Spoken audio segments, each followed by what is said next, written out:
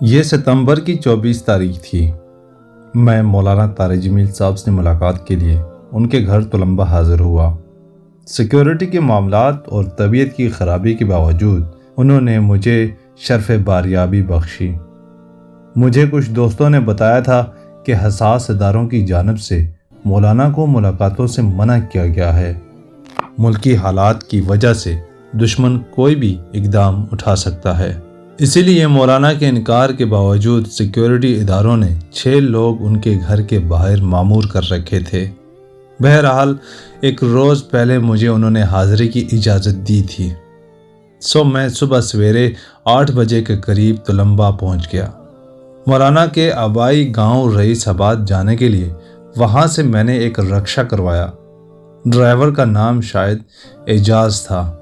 میلے سے کپڑے اور عام دیہاتی حلیے میں ملبوس ڈرائیور کو جب میں نے بتایا کہ میں مولانا طارق جمیل صاحب سے ملاقات کے لیے آیا ہوں تو اس کے چہرے پر بشاشت آ گئی۔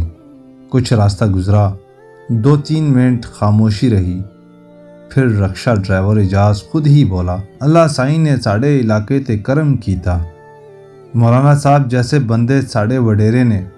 میں نے پوچھا، کیا مولانا اس علاقے کے غریب لوگوں کی مدد کرتے ہیں یا صرف تبلیغی جماعت کے لوگوں سے واسطہ رکھتے ہیں؟ اس نے فوراً کہا کہ مولانا کے پاس علاقے کا جو شخص چلا جائے وہ خالی ہاتھ نہیں لوٹاتے۔ سینکڑوں لوگوں کو ذاتی گھر تک انہوں نے بنوا کر دیے۔ ان کی بیٹیوں کی شادی پر سارے اخراجات تو بالکل ایک عام سی بات ہے۔ لوگوں کے کام کے لیے ان کو کسی سے کہنا بھی پڑا تو کبھی گریز نہیں کیا۔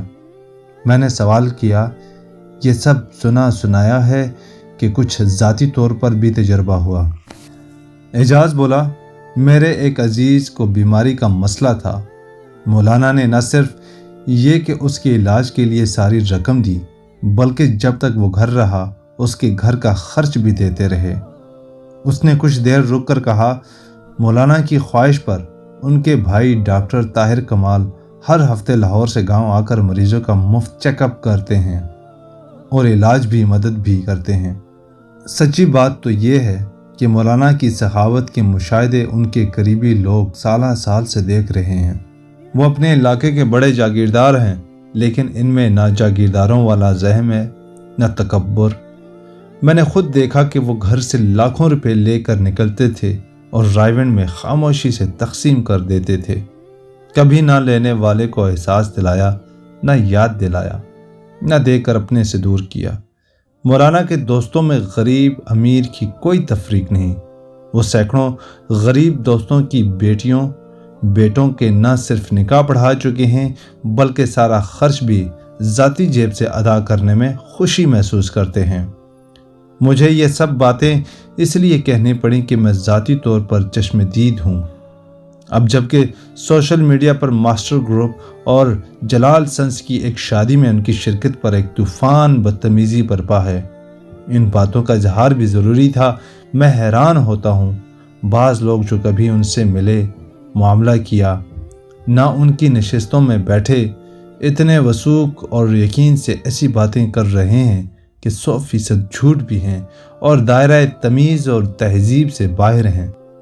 ان پر 10-20 لاکھ لینے کے تانے کسے جا رہے ہیں۔ کیا آپ سمجھتے ہیں کہ اگر بطور انسان ان کے اندر خوبیاں نہ ہوں تو وہ ہر طبقے کے لوگوں کو اس طرح متاثر کر سکتے تھے؟ 40 سال میں کون سا طبقہ ایسا ہے جو ان کا گرویدہ اور ان کی خوبیوں کا اسیر نہیں ہے؟ کیا لالچ، ہوس، شہرت اور دولت و جاہ کی پرستش کے پیچھے اس طرح لوگ دیوانگی دکھاتے ہیں؟ آخر وہ کون سی خوبی ہے جو 40 سال سے ان کو بلند کرتی گئی؟ وہ کون سی عادت ہے کہ وہ جہاں چاہتے ہیں، جس سے تعلق رکھتے ہیں، اس کو اپنا بنا لیتے ہیں؟ وہ خوبی بہت عام ہے۔ کیا آپ کو سمجھ آئی وہ خوبی؟ وہی خوبی جو ان کا اصل جادو ہے، جو ان کے پاس دوسروں سے زیادہ ہے۔ اندازہ لگائیے اور کمنٹس کیجیے۔